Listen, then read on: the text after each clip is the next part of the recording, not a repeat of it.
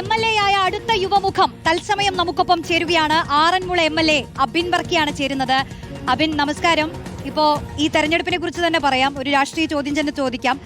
ഈ ഒരു യുവ ജനത അത് UDF-നെ തെരഞ്ഞെടുത്തിട്ടുള്ള ഒരു തെരഞ്ഞെടുപ്പാണ് ഇപ്പൊ കഴിഞ്ഞു പോയത്. മാത്രമല്ല CM-നെയും ഈ യുവാക്കൾ, ജെൻസി, പൂക്കികൾ ഒക്കെ തെരഞ്ഞെടുത്തു എന്ന് നമ്മൾ മനസ്സിലാക്കുന്നു. അത്തരത്തിലുള്ള പ്രതികരണങ്ങളും ഒക്കെയാണ് ഇപ്പോൾ വന്നുകൊണ്ടിരിക്കുന്നത്. അപ്പോൾ ചോദിക്കട്ടെ, തിരിച്ച് നിങ്ങൾ എന്താണ് ഈ യുവജനങ്ങൾക്ക് കൊടുക്കാൻ പോകുന്നത്? തീർച്ചയായിട്ടും ഇവിടെ കഴിഞ്ഞ 10 കൊല്ലക്കാലം കേരളത്തിലെ യുവതീ യുവാക്കൾക്ക് വലിയ രീതിയിൽ അവരുടെ സ്വപ്നങ്ങൾ തകർത്ത ഒരു സർക്കാരാണ്. അപ്പോൾ അതിൽ നിന്നൊരു മാറ്റത്തിന് വേണ്ടിയിട്ടാണ് കേരളത്തിലെ യുവതീ യുവാക്കളെല്ലാം, ജെൻസി ഉൾപ്പെടെ, UDF-ന് വോട്ട് ചെയ്തിരിക്കുന്നത്. അതിന്റെ ഭാഗമായിട്ടാണ് ആ വോട്ട് ചെയ്തതിന്റെ ഫലം വന്ന് അത് ആഘോഷമാക്കുന്നതിന്റെ ഭാഗമായിട്ടാണ് ഇപ്പോൾ പൂക്കി CM-ഉം എല്ലാം വന്നിരിക്കുന്നത്. ഞങ്ങൾ തിരിച്ച് യുവജനങ്ങൾക്ക് നൽകാൻ ആഗ്രഹിക്കുന്നത്, ഇപ്പോൾ യുവാക്കൾ ഇന്ന് ഏറ്റവും കൂടുതൽ മൈഗ്രേറ്റ് ചെയ്യുന്ന ഒരു കാലഘട്ടമാണ്. പ്രത്യേകിച്ച് എൻ്റെ നിയോജകമണ്ഡലം ഉൾപ്പെടുന്ന ജില്ലയിലൊക്കെ മൈഗ്രേഷൻ വളരെ അധികം നടക്കുന്ന സ്ഥലമാണ്. അപ്പോൾ എന്തുകൊണ്ടാണ് ഒരു മൈഗ്രേഷൻ നടക്കുന്നത് എന്നതാണ് പ്രധാനപ്പെട്ട ചോദ്യം. അപ്പോൾ അതിന്റെ കാരണം, ഒന്ന്, ഈ യുവതീ യുവാക്കൾക്ക് അവരുടെ ആഗ്രഹങ്ങൾക്ക് ഒത്തുള്ള ഒരു കോഴ്സ് അല്ലെങ്കിൽ വിദ്യാഭ്യാസം ഇവിടെ കിട്ടുന്നില്ല എന്നുള്ളതാണ്. രണ്ട്, അങ്ങനെ വിദ്യാഭ്യാസം നടന്നാൽ തന്നെ നല്ലൊരു വേതനത്തിലുള്ള തൊഴിൽ കിട്ടുന്നില്ല എന്നുള്ളതാണ്.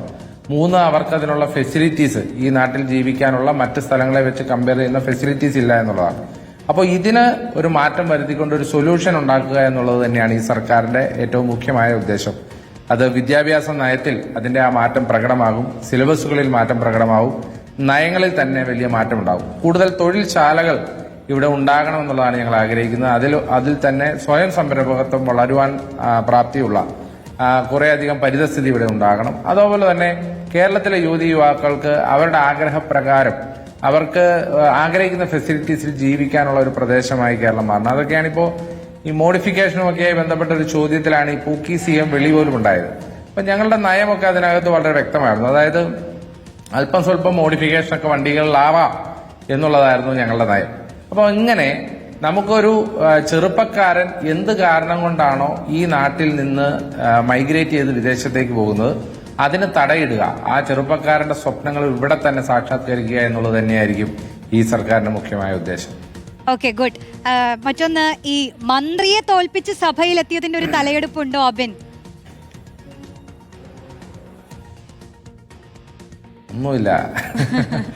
അടുത്ത ജനങ്ങൾ വോട്ട് ചെയ്തു, നല്ല ഭൂരിപക്ഷത്തിൽ ജയിച്ചു എന്നതല്ലാതെ അതിനകത്ത് മറ്റൊരു തലയെടുപ്പുമില്ല. ആറന്മുളയിലെ ഒരു ജനപ്രതിനിധിയായി അവരോടൊപ്പം പ്രവർത്തിക്കാൻ, അവരുടെ ആവശ്യങ്ങൾക്ക് വേണ്ടി പ്രവർത്തിക്കാൻ ഉള്ള ഒരു ജനപ്രതിനിധി മാത്രമാണ്. തലയെടുപ്പൊന്നുമില്ല.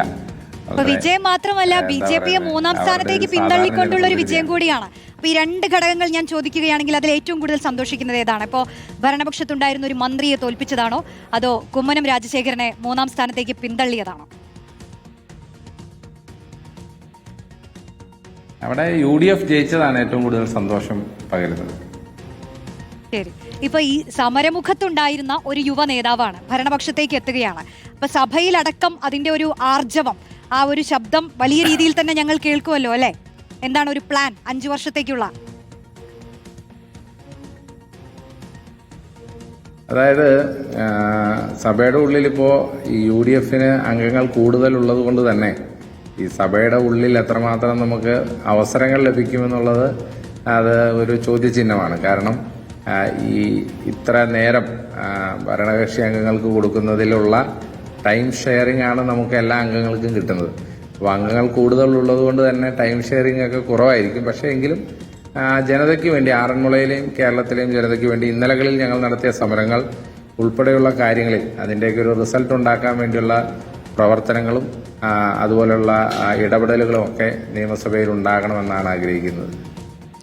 ശരി, എന്തായാലും ഒരുപാട് പേർ ഇനിയും നമുക്കൊപ്പം ചേരാൻ പോവുകയാണ് അബിൻ. അതുകൊണ്ട് സമയപരിധി മൂലമാണ് നമ്മൾ വളരെ കുറച്ച് ചോദ്യങ്ങളിൽ ഒതുക്കുന്നത്. എന്തായാലും അബിന് എല്ലാ ആശംസകളും. ഇനിയുള്ള 5 വർഷം എല്ലാവരോടും പറയുന്നത് പോലെ തന്നെ കൂടുതൽ രാഷ്ട്രീയമായി തന്നെ ഒരുപാട് കാര്യങ്ങൾ ഭരണപക്ഷത്തിരുന്നു കൊണ്ട് കേരളത്തിന് വേണ്ടി തന്നെ പ്രവർത്തിക്കാൻ കഴിയട്ടെ. വളരെ നല്ലൊരു MLA എന്നുള്ളൊരു പേര് 5 വർഷം കൊണ്ട് നേടിയെടുക്കാൻ കഴിയട്ടെ. ആറന്മുളയ്ക്ക് വലിയ രീതിയിലുള്ള ഗുണങ്ങൾ അബിനിലൂടെ ലഭിക്കട്ടെ. ഞങ്ങളോട് എന്തെങ്കിലും പറയാനുണ്ടോ, മാധ്യമങ്ങളോട്? Thank you. Thank you Roshni. റോഷ്നിയുടെ പേര് പറയുമ്പോൾ ജേണോ എന്നുള്ള പേരാ ഏറ്റവും വായിൽ വരുന്നത്. കാരണം ഇൻസ്റ്റാഗ്രാമിൽ റോഷ്നി ജേണോ എന്നാണല്ലോ കിടക്കുന്നത്. ഓക്കെ, കൂടെ ഞാൻ ഒരാളെ കൂടി ഉൾപ്പെടെയുള്ള ഓക്കെ, ഞാൻ കൂടെ ഒരാളെ കൂടി ചേർക്കുന്നുണ്ട് സ്ക്രീനിൽ. നമ്മുടെ യുവ വനിതാ മുഖമാണ്. ഭയങ്കര നമ്മൾ ഈ പെൺകുട്ടികൾക്കൊക്കെ കാണുമ്പോൾ ഒരു ഉഷാറ് തോന്നുന്നു എന്നൊക്കെ ഒരുപാട് പെൺകുട്ടികൾ ഇൻസ്റ്റഗ്രാമിലടക്കം പറയുന്നത് കേട്ടോ. അബിൻ ഇൻസ്റ്റഗ്രാമിന്റെ കാര്യമൊക്കെ പറഞ്ഞുകൊണ്ടാ. ഫാത്തിമ തെഹ്ലിയാണ് ചേരുന്നത്. അപ്പോ അബിൻ, ഫാത്തിമ തെഹ്ലിയോട് ഈ നിമിഷത്തിൽ എന്തെങ്കിലും പറയാനുണ്ടോ? ഉപദേശമാകാം, അല്ലെങ്കിൽ ഒരു സുഹൃത്തിനോട് പറയാനുള്ള എന്തെങ്കിലും സ്നേഹവായ്പകളാവാം, എന്തും പറയാം. ഇപ്പൊ ഈ സമയത്ത് എന്തും പറയാം. ചിലർ വരുമ്പോൾ ചരിത്രം വഴിമാറുമെന്ന് പറഞ്ഞ പോലെ ഫാത്തിമ തെഹ്ലിയൊക്കെ വന്നപ്പോൾ ചരിത്രം വഴിമാറിയെന്നാണ് പറയുന്നത്. ഫാത്തിമ തെഹ്ലിയുടെ ഒക്കെ കാലമല്ലേ, അവരടിച്ചു പൊളിക്കട്ടെ. ഓക്കെ, ശരി അബിൻ. അപ്പൊ താങ്ക് യു നമ്മളോട് ചേർന്നതിന്. ഞാൻ ഫാത്തിമയിലേക്ക് നീങ്ങട്ടെ. Thank you Abin, thank you. ഞങ്ങളോട് ഈ കുറച്ച് സമയമാണെങ്കിലും, അതും സത്യപ്രതിജ്ഞ കഴിഞ്ഞ് എനിക്ക് തോന്നുന്നു ഒരുപാട് പരിപാടികളിലേക്ക് കടക്കുകയായിരിക്കും. അപ്പോൾ ഓൾ ദ ബെസ്റ്റ്.